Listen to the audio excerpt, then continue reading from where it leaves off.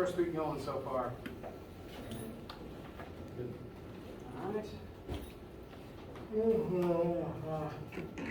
It's Friday, I'm tired, and it's still a review week, so it should hopefully go quickly and smoothly. Anyone need anything before we get started? All right. A couple of things to note. Today is Friday the 26th. Labs will begin next week, starting Monday the 29th. So the first lab activity will run from then through to the first. Make sure you check which lab time you're assigned to come to. Those will all be in room 126, so the last one on the right. If you're headed down the hall this way, it's the room right before that door that leads out towards Lassiter, the walkway. And that lab will be partially a math algebra review and partially the assessment that I mentioned that kind of just is data for the department to know what students know when they come in, and we can compare that to what you know as you finish physics. We'll talk about that during lab next week. On the partial subject of lab, students have been getting access to Brightspace and our course WebAssign page. For the Brightspace page, note that I do keep my lecture notes here so that students can access them at any time. We'll usually go over about one chapter a week. And that one chapter a week will also coincide to about one homework and about one quiz every week. The notes that I have on Brightspace, as a week goes on, I'll change around and update my notes slightly. So the version of our first notes that's currently there doesn't even necessarily match the version that I'm going to present today, because I changed literally a few things as I got to the building this morning to I rearrange things based on how I think they'll flow, or if I want to include certain examples. Sometimes midweek I'll edit things to add in a new example based on where we left off or are starting back up that day. And so as the week goes on, I'll be updating the version that's uploaded to here, and that's just why occasionally if you access this, it might not perfectly match up with the version that I have on screen at any given time. But I'll always try to keep it as updated as I can.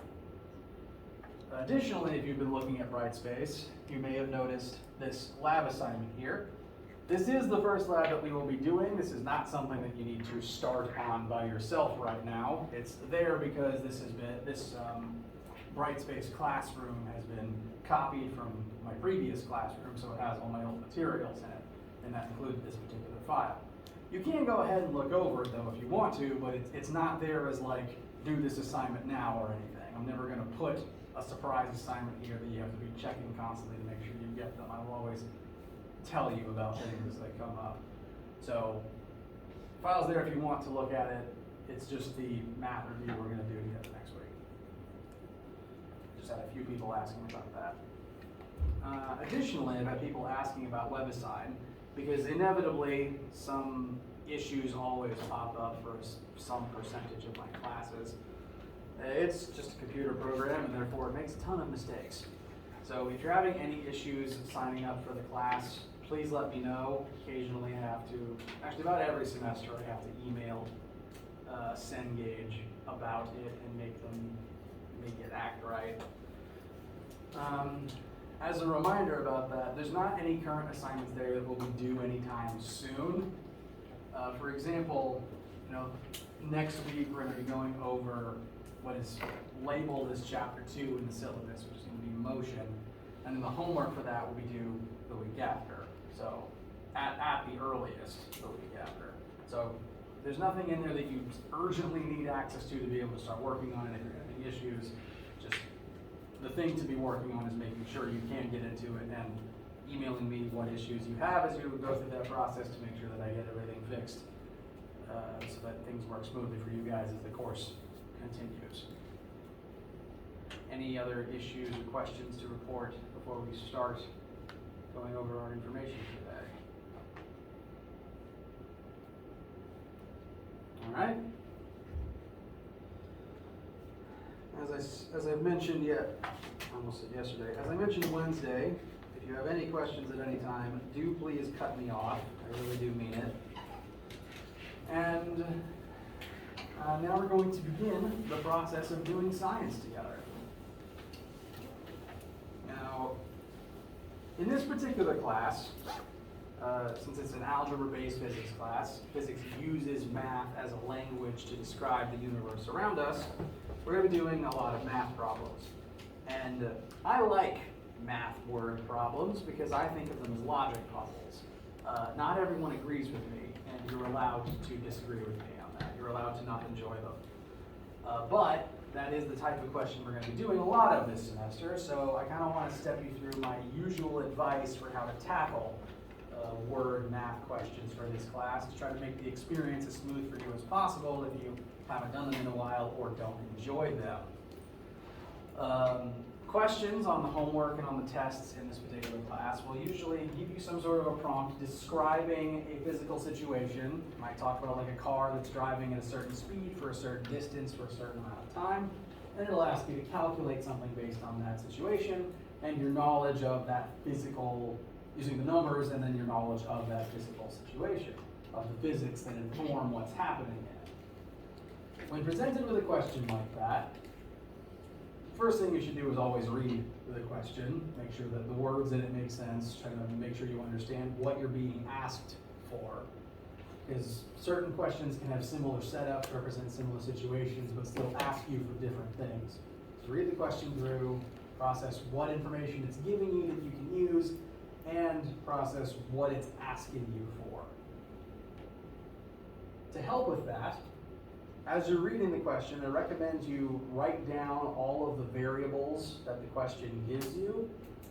For example, in that hypothetical question I mentioned, you've got a car that's driving. If the question tells you how the time the car drives, I would just recommend writing time equals number on the side of your word, and velocity equals number, and acceleration equals number. Because rewriting those variables, one, if you write them yourself, you don't have to pick them back out of the paragraph and search for context every single time. You'll just have it there in your own handwriting in the spot where you left it. And relabeling them based on how you describe the variables, based on what letters they use in the formulas, can help connect where the number should go in the formula faster. Because the question prompt will probably use the words time and acceleration written out, but if you rewrite that as t equals number and a equals number, it makes the process of seeing, okay, I need a formula that has an a and a t in it faster. So, writing those variables on the side of your workspace, always helpful. And I give partial credit just for rewriting those variables. Like I said last time, leave nothing blank, every step helps. Rewrite your variables also helps to draw a picture because, well, these questions are going to be describing some physical situation, some physical thing that happens, meaning you can describe it visually. And oftentimes the picture will be very important because we're going to be doing an amount of trig in this class. There's going to be a lot of triangles as things move in the x and y planes at the same time. So pictures are very useful. A lot of pictures will be provided for you, but adding details to those pictures, filling in variables, drawing in other triangles, and sometimes making extra pictures just because it would help you to picture it a different way. All good, useful things, all steps that I recommend. And again, I get partial credit for every picture you draw too. Once you've got all that information, I then recommend you take a look at your formula sheet and try to figure out which formulas would be useful to you in a given situation. Again, it helps to write the variables to get everything written in a list of, I know X, I know T, I know V, I need to solve for A, I need a formula that has all those things in it. So looking over the formula sheet, figuring out which ones will be useful. I tend to think of formulas as tools, like this could be a wrench, and a certain problem might require the use of a wrench and a screwdriver, whereas a different one would require a hammer and a saw. Each formula is different in a different situation and describes different things. You don't have to memorize the formulas. You don't have to be able to recite this exact string of letters by heart. But what you should try to keep in your memory is what each one can be used for and what the letters represent. Again, you'll have your formula sheet, but when you look at a formula on the sheet, what you should eventually be able to do is say to yourself, okay, I know that formula is useful for projectile motion. I know that formula is useful for calculating force of gravity. Understand the context in which each of the tools could be useful. I've been doing this for a long time, so I can just immediately look at a formula and translate what it means into words. You guys can't do that yet. You have a very different frame of reference to mine. And so as I'm going through sample questions here, I'm going to be following these same steps. I'm going to write out the variables, draw pictures when applicable, and try to connect the variables present in the question to the situation and figure out what formulas will be useful to help try to get you used to the idea of thinking about what type of question this is, what types of formulas apply to this situation. I look at this formula and I can translate into words that it's describing. This formula can tell me how far something moves based on how fast it was moving when you started the stopwatch and how fast it is accelerating while the stopwatch is ticking. And that's the skill that I want to help you guys hone as the semester goes on, understanding what they're all useful for. Because I can't show you every type of question because there's infinitely many. You can have the same question, change 3 numbers, and solve for a different variable in the formula. And I can't show you every possible permutation, but I can help you understand what the formulas are useful for, what situations they're good in. So, help you to use your tools. And so that's the method that I'm going to be using when I work sample questions with you, and it's the method that I encourage you to try when you're working on your own as well. Questions, comments, concerns thus far? All right. Now, before we start using math to do science, we have to first review how to do science in the first place. I'm sure most of your science classes between middle and high school reviewed the scientific method at some point, and we have to here as well. I would argue that physics is probably like the science that most other sciences come from, since chemistry applies certain physics things to specific reactions, and then biology applies chemistry, which is also still rooted in physics. You're allowed to have your own opinions on the order of which science comes which in that list. But all science needs the scientific method in order to work. We're going to be doing science, so we have to make sure that we use the method to do good science. So we'll just review its steps in brief. As a specific Mythbuster once said, the only difference between science and messing around is writing things down. And the method informs us about which things we need to write down and why they're important. To perform science, you have to first observe the universe and ask a question. I'd say pretty famously, the story goes that Newton watched an apple fall out of a tree and asked, why? Obviously, people had seen things fall before that, but what he was specifically researching is, what math can I use to describe its rate of descent, and what math can I use to explain the force of gravity that causes this phenomenon.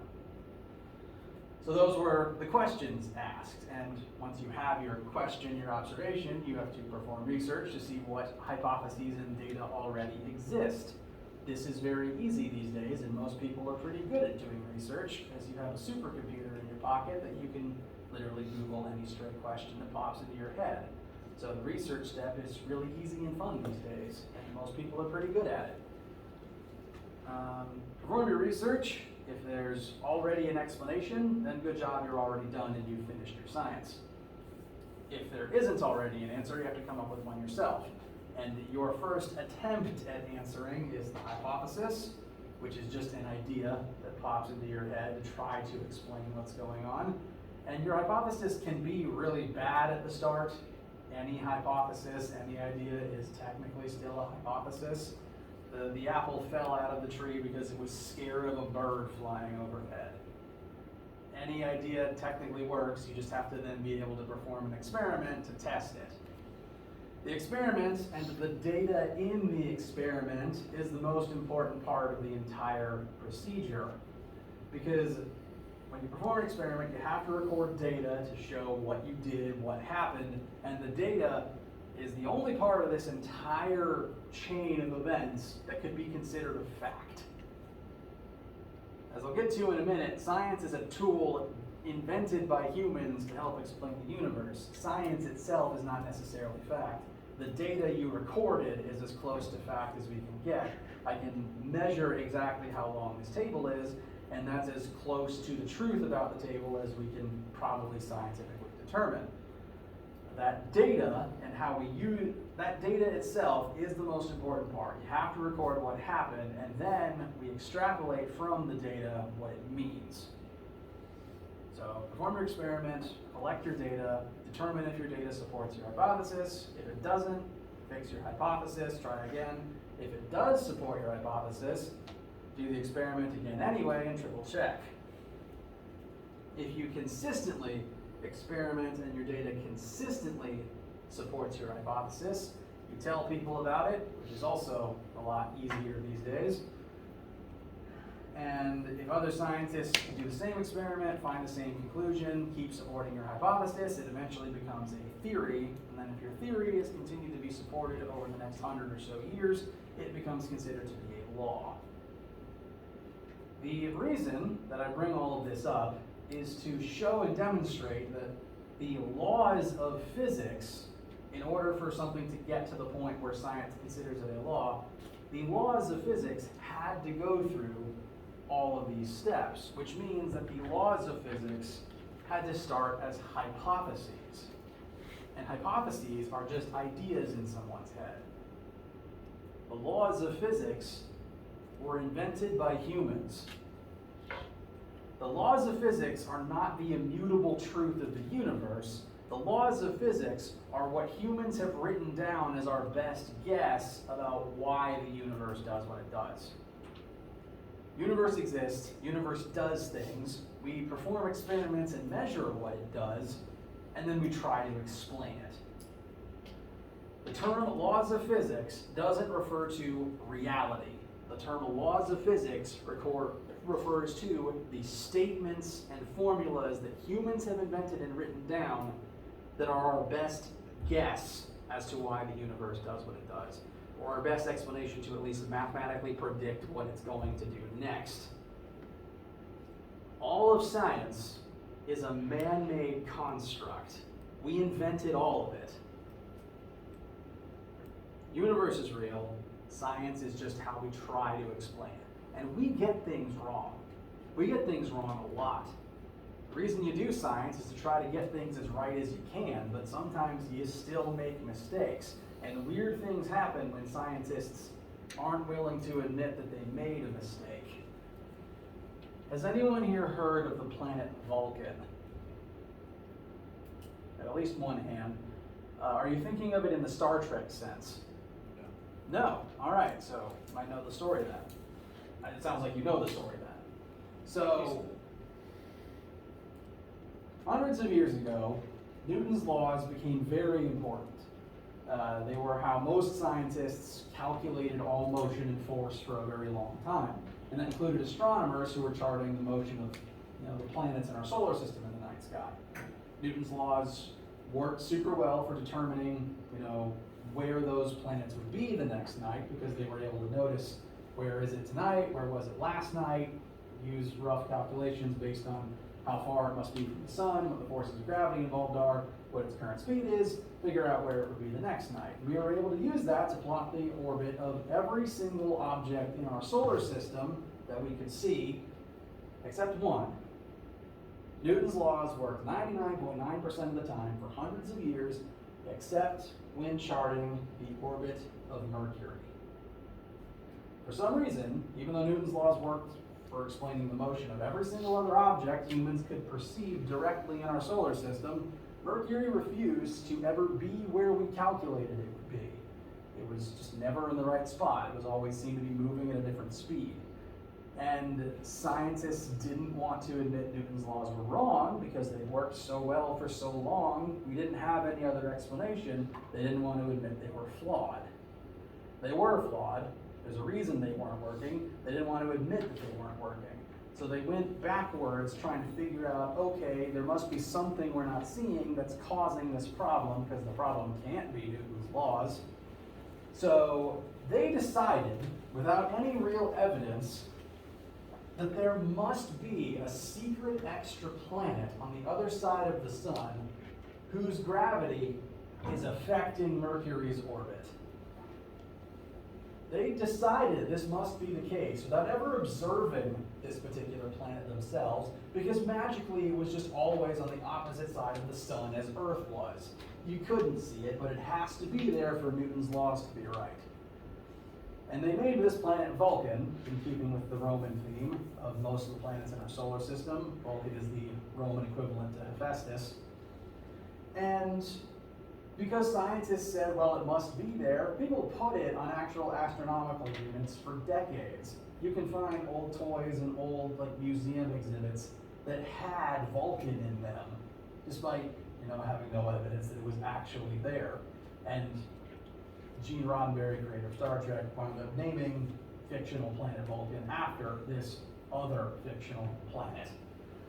Turns out there is no planet Vulcan, because, like I said, there's no data that it was there. They just assumed it had to be there for their theories to work.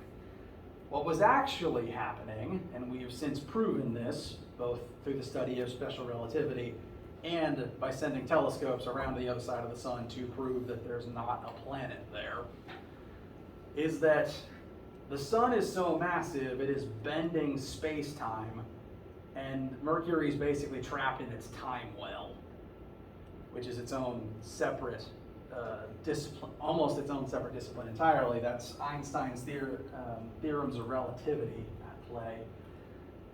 I can talk more about that if that is interesting to you, but it's not on the syllabus. You don't have to do any math for it. It's very complicated. But basically, the real solution is one that they hadn't even considered because we didn't have any data for it, and they didn't want to admit they were wrong. So only by finally realizing Vulcan's not there has to be something else, that's when Einstein was able to come up with relativity. Relativity became how we then calculated the motion of everything else in the universe that Newton's laws didn't explain. And even to this day, science is still improving, and now we're working on quantum mechanics to fill in the blanks that relativity can't explain. It's constantly changing. Our ability to explain things, our understanding of things changes as time goes on. Science is a human construct. It is flawed, but we're doing our best. So it's okay to get things wrong sometimes, because you'll figure it out eventually. And don't go inventing planets. Questions, comments, concerns?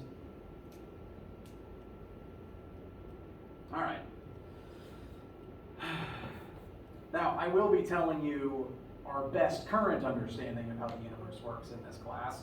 We are going to stick to Newton's laws for the most part because, well, they explain how things work on Earth's surface, because Earth is within the same time reference frame and therefore relativity shouldn't factor into it, thankfully. We're also going to choose to ignore air resistance because that's just a big pain.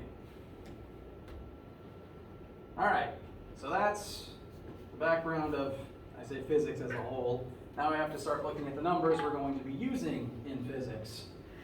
Does this, the list of metric prefixes, not look familiar to anybody? All right, so we will be using the metric system. Most science around the world does, and we will use it too since we use all their notes. Whoops. Got all the stuff I wrote last time. This is the list of every metric prefix. You don't need to memorize all of them. I just kind of like to remind myself of some of them because I don't remember all the prefixes off the top of my head all the time.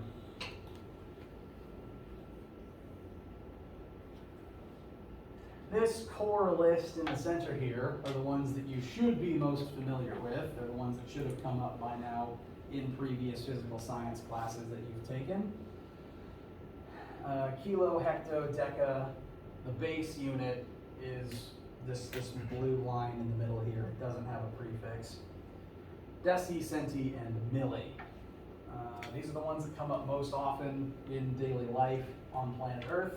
And these are the ones that are summarized in the old mnemonic, King Henry died by drinking chocolate milk.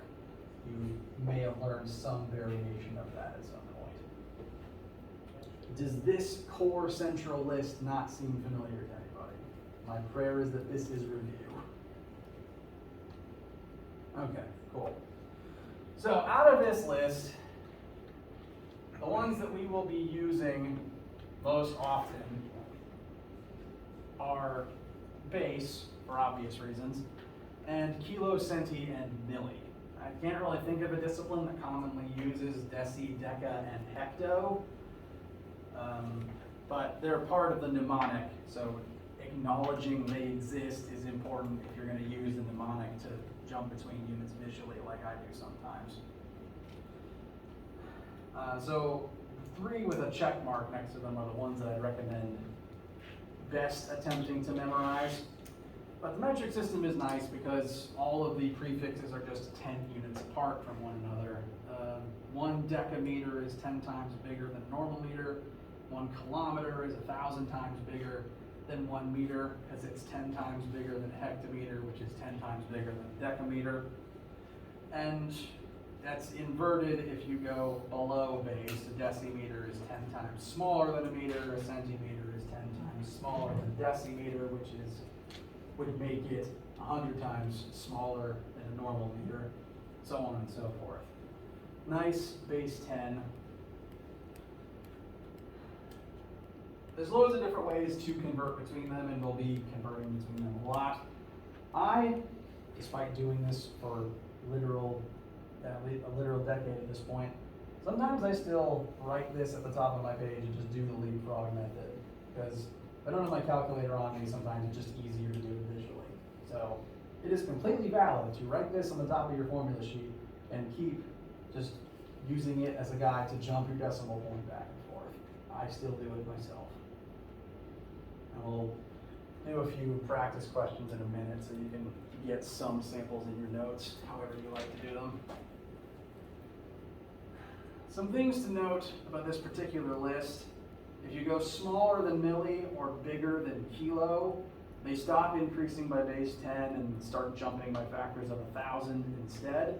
They just didn't bother to name all of the individual steps because to pick that many names would be a big pain and we'd run out of Latin eventually. Of the extended list, the only one that might occasionally come up is probably micro, which is times 10 to the negative 6th, 1,000 times smaller than milli. It could come up in Physics 1500. I probably see it coming up once or twice.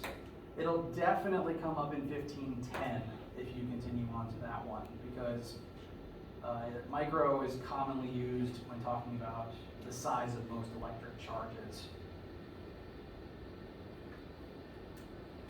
So, the ones with the check mark are the ones to best keep in the top of your memory. Micro, try to remember if you can. Questions thus far? All right. A little bit of sample math, just to get something from this in your notebook. How many kilometers is 10 meters?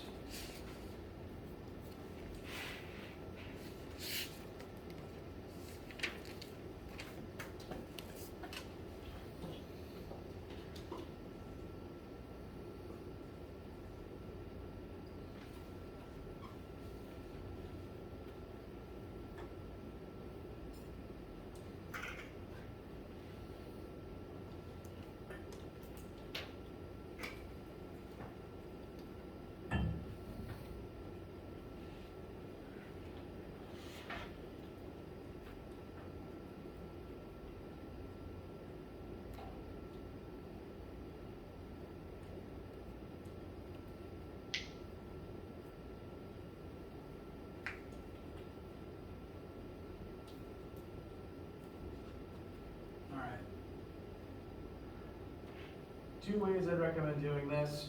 One, liters to kilometers. Kilometer is 1,000 times bigger, so you'd end up dividing by 1,000 actually. But equally valid, remembering that, is still using the old leapfrog trick. Go from base to kilo, 1, 2, 3 decimal jumps specifically to the left. We're going from a smaller unit to a bigger unit, which has the effect of actually making the number smaller. So by dragging the decimal point to the left, 1, 2, 3, it would end up with 0.01 kilometers, effectively dividing by 1,000. Again, division, multiplication, or the leapfrog technique, it's all valid. One small detail to note, just because it's a quirk of mine. If I'm ever writing a decimal value, something between 0 and 1, I always put a 0 in front of my decimal sign. I've been taught that that is kind of a standard by some of my old professors, and I find that it makes the decimal point easier to see, because without that 0, sometimes it's just another mark on the board. But with the other 0 in front of it, and the space that it provides between the two zeros, I find it makes it more obvious that there's a decimal sign there. So I put it there. You don't have to, just letting you know that's why I do it. Similarly, how many kilograms is 100 centigrams?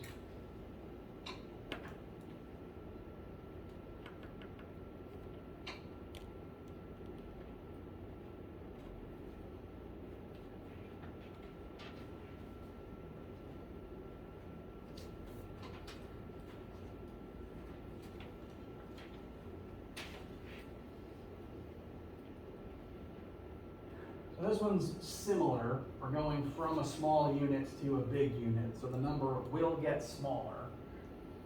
But now we're jumping 1, 2, 3, 4, 5 places to the left. So 1, 2, 3, 4,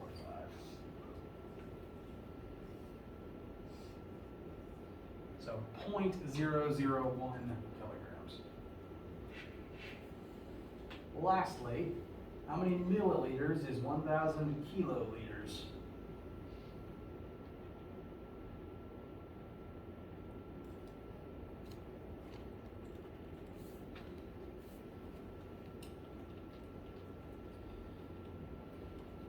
So here we're going in the opposite direction, from a big unit to a small unit.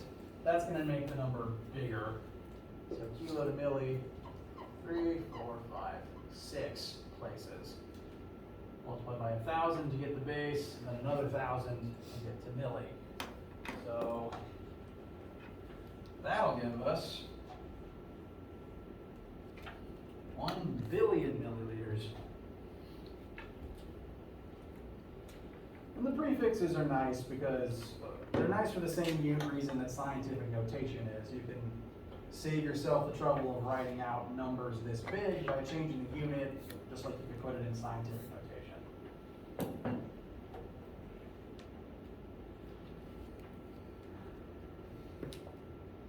Feel good? I'll just review.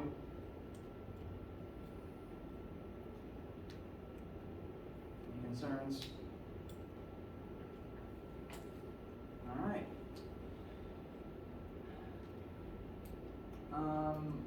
Before I move past this slide, I chose these units for a reason. Meters, grams, and liters are considered to be the metric standard unit for each of the things that they are respectively measuring. Meters is the metric for distance, grams is the metric for mass, and liters is the metric unit for volume. Here in the imperial system using the United States, feet and miles are often used in place of meters, and gallons and cups and ounces and all those insipid ones are used in place of liters. To keep with metric for this class, we'll be using these versions. for everything. The formulas we use are designed to be used in metric. The formulas are specifically arranged such that you plug, if it asks for distance, you plug in meters, or alternatively, if you're solving for distance, you'll get out an answer in meters. Meters will come up very often. Liters, you don't really deal with volume very much until the second half of the class when we eventually start talking about pressure and buoyancy. Those involve volume. I want to bring up grams real quick to make you aware of a small inconsistency in what I just said. There's no imperial unit in grams, actually, so we don't really talk about grams much in the United States. But grams measures mass. Mass is the amount of matter in something. That is different to weight. Weight and mass are not the same thing. I'll make sure to talk in more detail about that as we start getting into force. And even though grams is the metric base unit for mass, we're going to be using kilograms. In physics, all of our formulas are designed to have kilograms plugged into them, and if you're solving for mass, the formulas are designed to give you an answer in units of kilograms. Other disciplines, off the top of my head, chemistry and biology, tend to use grams because grams are very, very small. You might measure 1 or less grams of a reactant for a chemical reaction in your chem lab, and an amount this small of sodium is more than enough most of the time. But in physics, we tend to be working with much bigger objects, people, furniture, vehicles, planets, very big masses. And to keep all of the numbers just smaller, we tend to use kilograms because otherwise every number would just be 1,000 times bigger. The physicists who set up this system just determined there wasn't a need for that, and we just used kilograms as the unit to prevent that from happening. As an example, metric unit of force is 1 Newton. 1 Newton is defined as the force required to accelerate 1 kilogram at a rate of 1 meter per second squared. If you use grams instead, you wouldn't really change the amount of force, you just change the unit on the answer, and the number would be 1,000 times bigger. It just kind of makes everything a headache when you have to add those 3 extra zeros on the end if you don't have to. So, for that reason, our formulas will be using kilograms instead. It's just the way the system was set up. I will remind you of this constantly. It'll be the case the entire semester, so I'm hoping you won't have a chance to forget. We're almost done for today. One more thing, one more list of examples to go over very briefly. Metric conversions aren't the only kind we'll be doing. We'll also be doing normal unit-to-unit conversions as well. And the main reason I want to show you these two is to, one, show you the way that I perform my conversions, just the way in which I write them, so that what you're seeing on the board when I do it makes sense. And two, the second one has a small little catch-22 in it, and I want to make sure you don't miss when it comes up. So these are both just taking one unit and converting it into a slightly different form. For example, how many seconds are in 1 day? They both measure the same thing, they're both units of time. Seconds is considered to be the metric standard for time. So all of our formulas, if they ask you for time, it's expected you plug seconds in and you'll get seconds back out of them. And the way that I write my conversions is, if I start at 1 day and my goal is to convert to seconds, I use the railroad method, occasionally referred to as the fence post method. At this point in your math and science careers, you no doubt have your own method of conversion. You have whatever works for your brain. You've probably been doing it for years at this point. You don't have to change anything. You convert the way you want to on your notes in your work, as long as it's written down, as long as it's accurate. There's no issue. I just want to make sure that what I'm doing on the board makes sense to you. You don't have to use it yourself. Just want to make sure it makes sense. So if I start with 1 day and I want to turn it into seconds, I set up kind of a railroad system here, and I start multiplying by fractions that equal 1. For example, this first part of the chain here, I'm multiplying by a fraction equal to 24 hours over 1 day. Now, 24 hours is equal to 1 day, so that fraction there, 24 hours over 1 day, is equal to 1. I just took this statement, 24 hours equals 1 day, divided both sides by 1 day,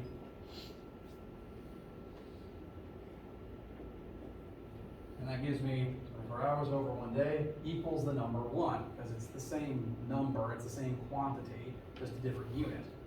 So I can multiply anything by that fraction, and I don't change its value, I just change its unit. And I can do that as many times as I need to. So I take that fraction, multiply it by 1 day. The 2 days will cancel, because I set it up specifically so that my fraction has days in the denominator. That just leaves me with 1 times 24 divided by 1, leaves me with units of hours, and that leaves me with 24 hours. So use the fraction to convert from days to hours. And I can continue adding chains onto my railroad or onto my fence to keep changing the unit as I need to. So 60 minutes in 1 hour, put hours on the bottom, that cancels hours and leaves me with minutes. 60 seconds in 1 minute, put minutes on the bottom, cancels the minutes, leaves me with seconds. And to get my final answer, I just multiply all these fractions together. 1 times 24 over 1 times 60 over 1 times 60 over 1 should give me a final answer of 86,400 seconds in 1 day.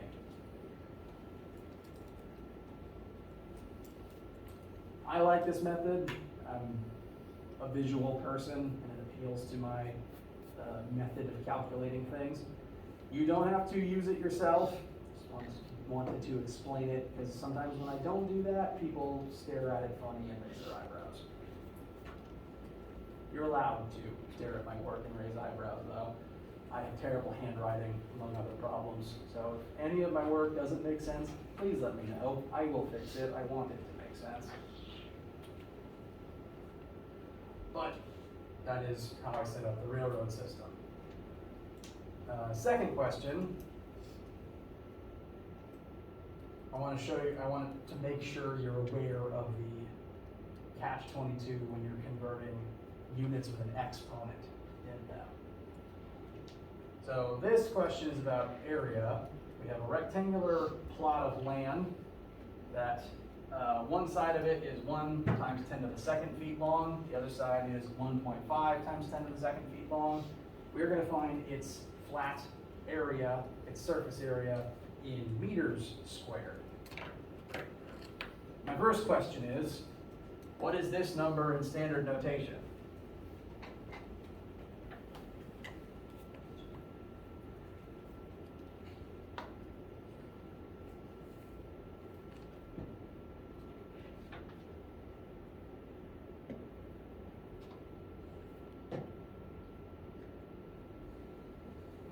Feet. That one, the 1 times 10 to the 2. 100. Fantastic. Absolutely correct. Not a trick question, just making sure scientific notation is familiar. And the second one, therefore, would be 150 feet. We will be using scientific notation pretty regularly in here, because again, physics tends to deal with a lot of really big numbers talking about planets, and tends to deal with a lot of small numbers if you're talking about electrons and the forces acting upon them. The scientific notation comes up frequently. Make sure you understand it. Make sure your calculator can understand it. So, we have our length and our width. We can multiply them together. We can find area.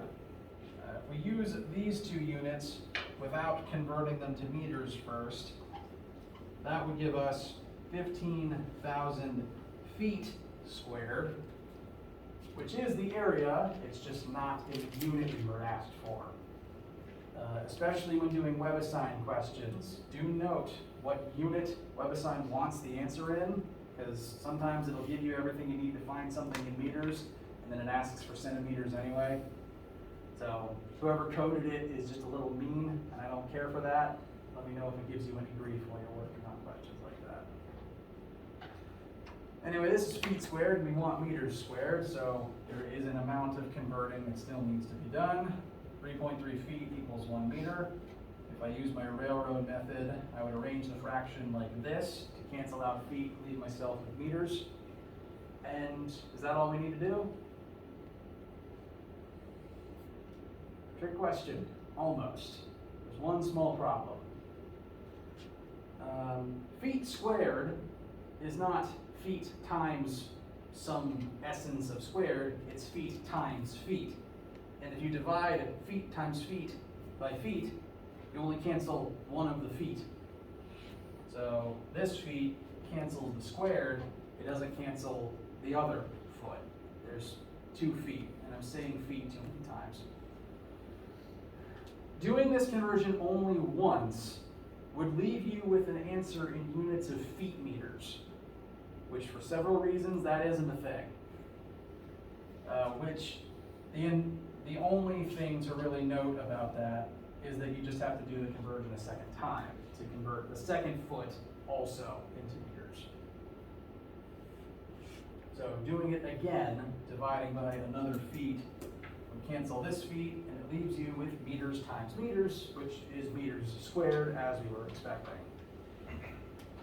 Now, there's ways to avoid this issue. You could look up a conversion between meters squared and feet squared, or you could convert the 2 feet into meters before multiplying them. There's other ways around this, but occasionally you'll have to convert something that has an exponent in it, and you'll have to be aware of this when you do it. Eventually, when we're dealing with volume, meters squared does come up, meters cubed does come up as a unit of volume, and converting that into and out of centimeters cubed will come up. So when you're doing a conversion on a unit with an exponent in it, you have to make sure you convert every part of the exponent. It's the only thing to note. Questions, comments, concerns, needs, etc.?